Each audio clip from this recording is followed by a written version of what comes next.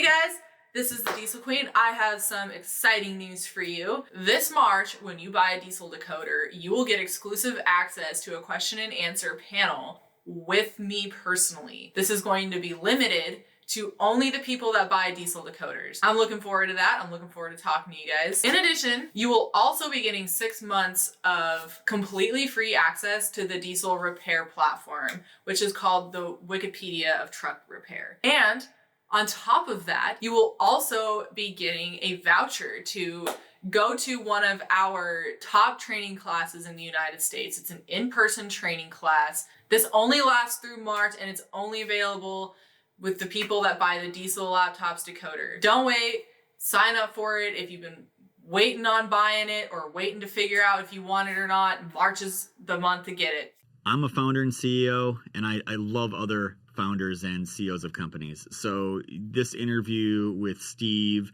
very similar story. Industry guy, sees a problem, just starts learning stuff. Like, he literally knew nothing about software development. He came out of the commercial truck repair world, and not only learned how to do software development, but built a great product. And we actually do a private label deal with Steve. We call it RoadBays. This is called RoadBays.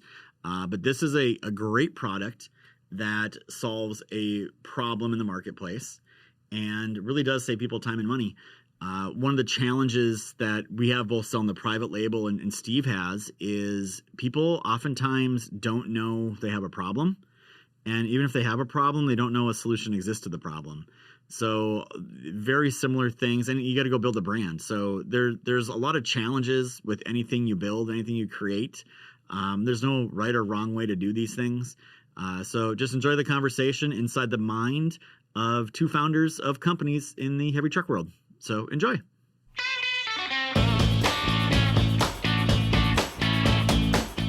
Here we go again, another episode of the DL. I am your host, Tyler Robertson, the founder and CEO of Diesel Laptops. And today I'm bringing on another founder of another company that we actually work with here at Diesel Laptops. So I want to introduce Steve Wolfe from the RoadBays team. Welcome to the podcast, sir. Thank you for having me, Tyler. Well, RoadBays, people are probably wondering, like, what is RoadBays? What is it? Why don't we give them a breakdown here? Sure. So RoadBays is a tool to create efficiencies for fleets, drivers, and service vendors in over-the-road repairs. And we want to give more visibility to assets, where they're located at, what fault codes are happening, what tools or parts the service technician needs before going on site to repair this equipment. And, we notice that most platforms today, are geared towards either fleets or they're geared towards service providers. And there's really not many platforms out there that allow service providers to have a one-to-many relationship with fleets, or fleets to have a one-to-many relationship with service providers. And that's where our goal with RoadBays is. So I know, just because I know you, like, you're not a software developer by trade. So can you give everyone a background on kind of where you came from, what your history is, and then we'll kind of roll into, how you started up a software company? Yeah. So I've been in the industry for roughly 10 years now. And a good portion of that was with a maintenance provider based out of Green Bay, Wisconsin. And I was their IT manager, help desk. I did a lot within their IT side of it.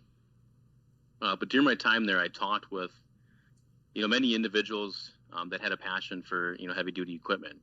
And, as technology advanced over the years, our service department at Master Fleet was asked to log into multiple different fleet portals, to view equipment statuses and locations of assets. And they would then cross-reference that information against, repair needs that are in an email or on paper, sticky notes scattered throughout their desks, Excel files, and our management system that we had for the shops. So we take all that information, we cross-reference that, and then we also had to do this for many of the largest fleets in the U.S. So we had to do this for all those different fleets, and we had to do that and juggle it across multiple different systems. So I was kind of in a unique position there. I heard of all these issues from technicians, service advisors, customer service, and other members of the management team. And I just saw a huge gap in the industry, and that's, where I, kind of started and started building out RoadBays. So what's that like starting software? Because I know my story here at Diesel is I didn't know anything about it at all, and I made about 1,000 mistakes. So I'm hoping your story is a little bit better than ours was, because I think we're on like version 3 and 4 of some things here now, trying to figure out how to structure these things. What was that path for like you? Because you obviously saw a problem in the market, you had an idea for a solution, and now you needed to figure out how the heck to go build this thing. I've always had a good tech background. I've had a good, very good interest in doing development and software development, but I was really focused on the database side earlier in my career. But as I started to grow interest in different products and services, software development is one of the things that I started having interest in. So really, a lot of it was self-taught, a lot of nights and weekends, just grinding and trying to build products and services for people. So once I figured out something that I had a passion for, and RoadBays was that passion, there's definitely was a lot of ups and downs. Trying to go through building out a system and struggling, trying to get something to work. So it definitely was a struggle. It wasn't something that just came easily, and we had it completed in a year. It took, and I'm still working on it. So it's been about 5 years since we started building the product. So it's nothing that you can just do overnight and have a great product. Yeah, so I just had someone on the podcast not recently, and they kind of had a partner, right? And that partner was a software developer. So they're like, cool, I got the business guy and the software developer. In your case, it sounded like what you're saying there is you kind of self-taught, doing some of the coding yourself, probably found some other outsourced or some other companies to help start building this thing and piecing it together. Is that kind of more the path you went down then? Really, it's been everything myself. So I don't have any other people that I've leveraged to build the product. So everything that RoadBays is today was built by myself. I had no idea. I just assumed you had a bunch of developers helping you do stuff. So, no, that's not an easy skill set to learn, right? All the different technology stacks and complexity and all the things. So, yeah, man, kudos to you, man.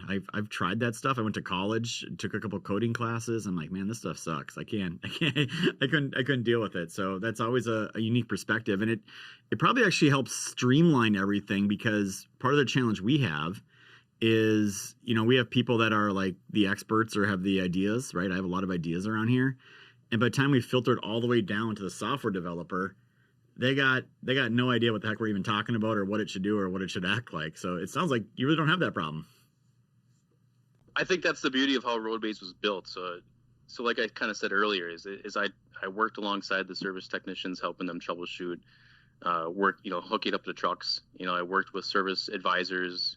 I worked with the management team on building out custom reports for people and being able to try to get custom applications built throughout the system. So I think because of everything that I've done in my previous life, helped bring RoadBays into a very efficient product and solution in the industry.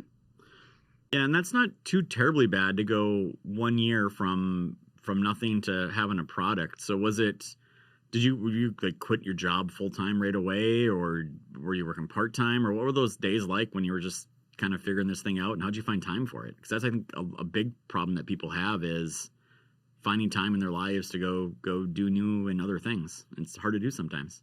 So it was probably 3 years of nights and weekends, and any spare moment was working on this product. So I'd get up at 4 in the during the week. I'd get up 4 in on the weekends and grind it out on the weekends, as much time as I could.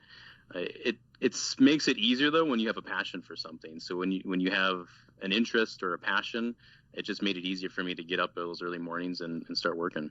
Yeah, it was a very similar story over here. I just, I was not 4, but I was up at 5 every day and just grinding away my side hustle, and then I go to my regular job, and then I come home and do my side hustle more, little family time, back to side hustles, like rinse and repeat. You just kind of get in that mode. People are like, man, weren't you tired? I'm like, once you just keep doing it, your brain's going all the time. Like you don't feel tired. You just, you have this passion, this drive to go accomplish something. So do you remember the point when you were first showed this to a customer and there was some excitement in it, or did they just kind of look at it and be like, what the hell are you building? I don't understand it. Or how did that go when you first started conversations with even potential customers?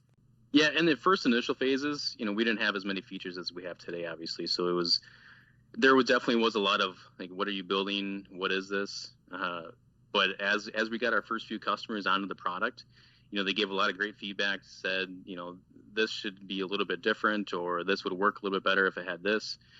So we take those customer feedbacks and just kind of build out the product and make it better. Well, let's walk people through the product a little bit more so they can understand how it's utilized, right? Because we use a lot of words there in the beginning with the efficiencies and whatnot. Can you walk through, like, maybe, I don't know if you want to take the perspective how a fleet would use it or a shop would use it, but kind of just walk like a story example through how your software is used and how it ends up saving people time and money? Sure.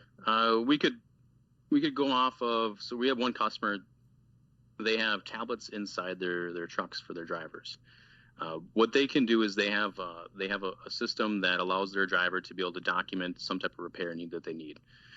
So their driver documents and types it in and sends that message out. They built a custom workflow into our open APIs that takes that information that the driver is typing out and puts it directly into a case within RoadBays. So through our APIs, the driver is entering information, it automatically creates a case within our API or through our API. All right, so now the driver uses tablet, he sent it in, went over the interwebs, and it went into your system, and now a case is created. So is it the fleet that's looking at the cases then, or is this going right to the shops, or what happens once that case is created inside RoadBays? Yeah, so this case is created in RoadBays. So normally what happens is the fleet will take that repair need that the driver is requesting, and then they'll find a maintenance provider out there. So one of the things that they have to do after that is they have to communicate back to that driver of what's happening. So we have an integration with Twilio. So as soon as that case has been added into it, they built a workflow that adds the driver's cell phone number onto that case, and then any communication or documentation that is on that case will send them messages back via their cell phone. We also have a case sharing link that can also be sent through that case, and then it'll send it back to that driver as well. So the driver is being communicated back and forth via text or via email. We can do both. But then they also have a live link to that case to see, and they can just periodically go back and look at everything that's happening throughout that case. Right. That same case we can share out to the service provider that we're calling out for those repair needs as well. All right, so the driver created the case in the system. The fleet, maintenance person at the fleet's deciding, hey, this needs to go to like Joe's truck repair. And in the meantime, this is all happening electronically, I'm assuming, right? Like the fleet's saying, okay, you bring it here. Joe's truck repair can log into RoadBays and they can do the link. They can see the things. And in the meantime, the driver gets like visibility into all the communication that's happening with their maintenance guy, the shop, and everything happening. Am I explaining it correctly so far? Yep, definitely. All right. So eventually either the maintenance guy comes to the truck or the truck goes to the maintenance shop. One of the two things happens and they start doing diagnostics. They start trying to figure things out. What happens at that point, and how is RoadBays still being used kind of once that repair process is kind of underway? Yeah, so RoadBays is still being used for the service side as well. So we have areas where you can document all the fault codes that are happening. We have integrations with a lot of the telemetry providers to be able to see where that asset's located at. So it helps that service provider, let's say they're broken over on the side of the road. They can have the exact latitude and longitude where that asset's located at. And they can also see the fault codes if you have an integration with that same telematics provider. Yeah, and I know we're obviously partnered up with RoadBays as well for our private label deal of Diesel Bays over here. And I know we've integrated. I'm not sure if you've done it on RoadBays yet or where that's at, but we put into there like our labor time guide, so those repair shops, they can create estimates. Can you explain how that works a little bit? Yeah, so right within RoadBays, you can use the Diesel Laptop's labor time guide. Everything is cross-referenced through your VIN decoder as well. So you can have that cross-reference with the VINs and be able to get the labor times. Yeah, so it's pretty handy. I mean, I know we have a lot of independent small repair shops. Like that's like our bread and butter customer, the mobile maintenance guys. And I see it all the time on these Facebook groups that got, 50,000 people that deal with service trucks and mobile operations. They're just looking for the ability. They have a couple problems, right? Like, hey, I want to at least create an estimate for a customer and not use a piece of scratch paper or a Word document or an Excel document. They want to be able to communicate with the customer. And I think that's a big piece too, is because a lot of times people will communicate on the phone and say, hey, yeah, here's the quote. It's $1,800. You want to do it? And they go, yeah. And then they do it, and it's $1,800. And the guy shows up like, well, I never agreed to any of this. This never happened. So I know RoadBays solves those problems with the text messaging and authorization stuff as well, correct?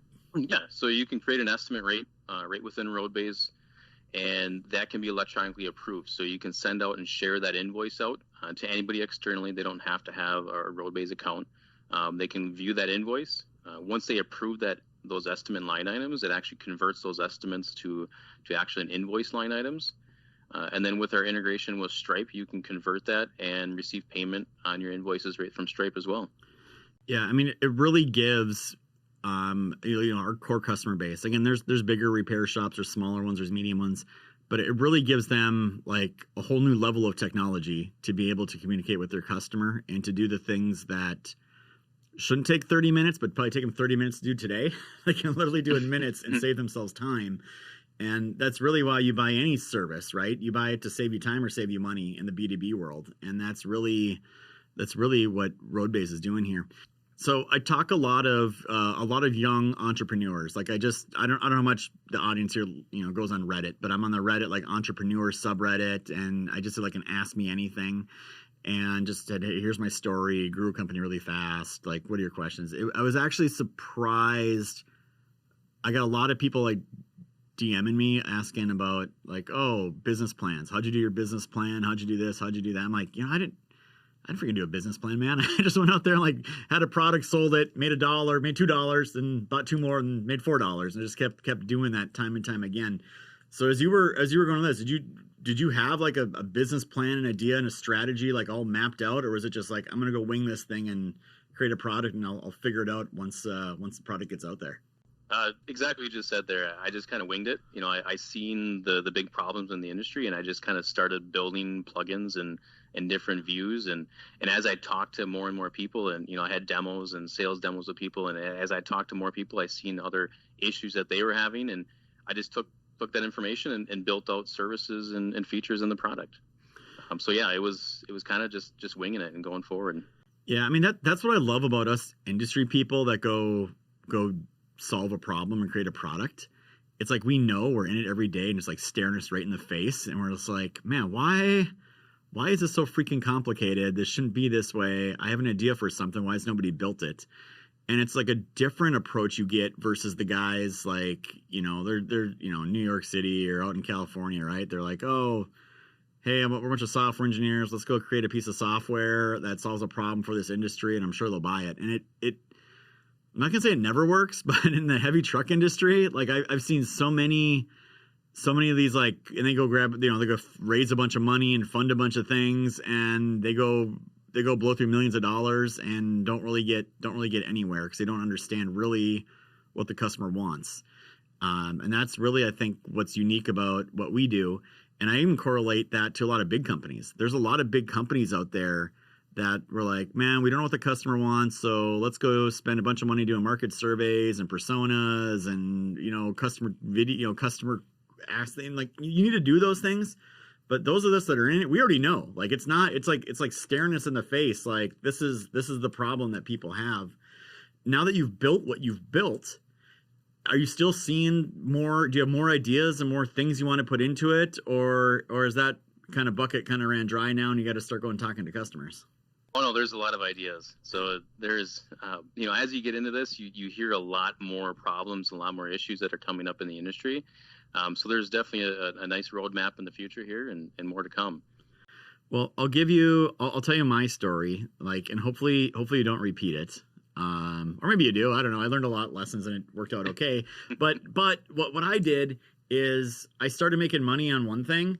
And then I was like, oh, I'm going to take all that profit and go do this other thing. That thing made money. I kind of kept like going. And all of a sudden I have everything going like really, really wide, right? Like I have so many ideas and so many things in parallel. And all of a sudden we got to the point where it was creating like such a burden like on our software development teams, because the thing I built over here on the left had its own user auth system, for example. And the thing on the right had a completely different user auth system. And all of a sudden customers are like, well, I want both. And why do I have 2 logins? And what's going on here? And it sounds really easy to the general public to say, oh, just make them all one. It is way more complex than that.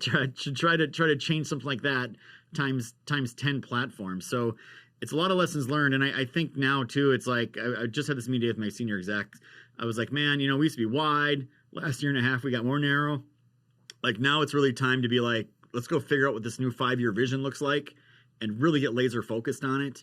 And let's just go execute on those things. So lessons learned on this side, but it's hard as an entrepreneur because you're like, man, I got ideas. Let's keep building and keep building.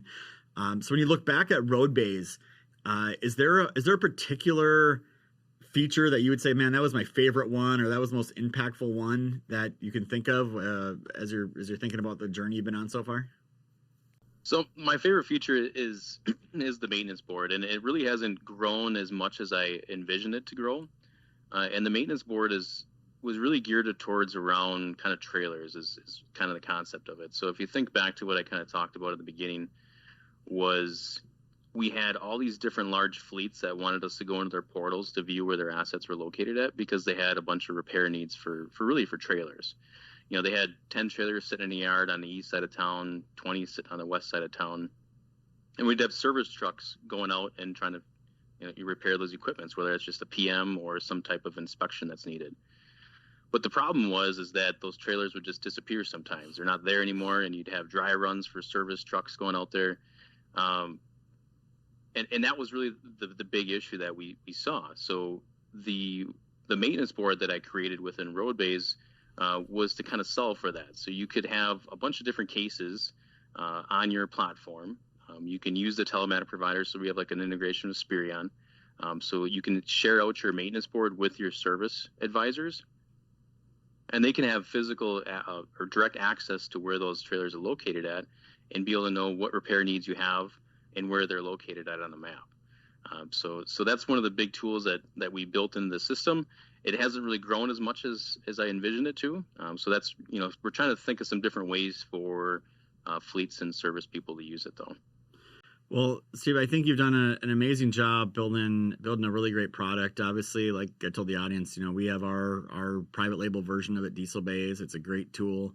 I know we got to do a better job on our side promoting and talking about it, because I think that's the other big challenge here is you've built something that is definitely helpful and beneficial to users, but they don't even know it exists, and they don't know they need it yet or how to use it. And the small repair shops are typically the ones that are just putting out fires all day long and just kind of usually keep doing the same thing they've always done, which is why you see a lot of them still using pen and paper for invoices or doing the same thing, doing things the same way as they did 10 years ago.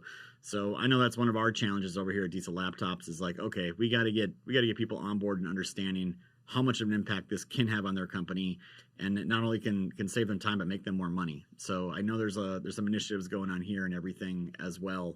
But is that one of the things you run across as well, is people aren't really looking for something, they just don't know that they have a solution to the problem, they maybe don't even know they have a problem? Yeah, I mean that's it in a nutshell. I mean, it's really hard to get your name out there and talk to people and get people to using it.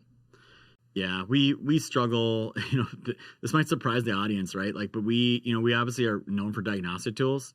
We got some great diagnostic tools that we hardly sell, not because they're bad, just because nobody here talks about them and customers aren't looking for them. They're talking about my other stuff. And my salespeople have been here for 5 years. I've been selling the same stuff. So they're like, why would I sell that new thing? Like, I'm not interested in the new thing. I make money and I'm totally busy over here. So it's really interesting when we're in the middle of it and you're growing a company and trying to pivot and sell more things and do different things and get brand recognition. It's very, very, very tough to do, but it sounds like you're on the right track. It's definitely a grind. I've yet to meet anyone that is the story that people think it is. And the story people think it is like, oh, just go build a really cool thing and they will come, right? It's Field of Dreams. We're not going to have to worry about it. We're going to make a bunch of money. But it never really seems to work out that way. So I would love if actually someone's listening to this is like, oh yeah, I did that. I built something. I didn't do nothing. And now I'm worth $1 bazillion. But I haven't seen it yet unless you've seen it. I have not seen it either. Yeah. So, all right, Steve, if people want to get a hold of you, they want to learn more, get a demo from you, where would be the best place to find Steve? You can go to roadbays.com, or you can also email me at steve@roadbays.com as well. Cool. Well, thank you for coming on. Thank you for talking about everything. I know we've just kind of started our strategic relationship here. I look forward to building on that and helping a lot of people save a lot of time and a lot of money. So that's exactly what happens over at RoadBays. So for those of you watching, those of you listening, I just want to say thank you. Like, comment, subscribe, share, drop Steve an email. Great person to get to know. And we will catch you on the next episode.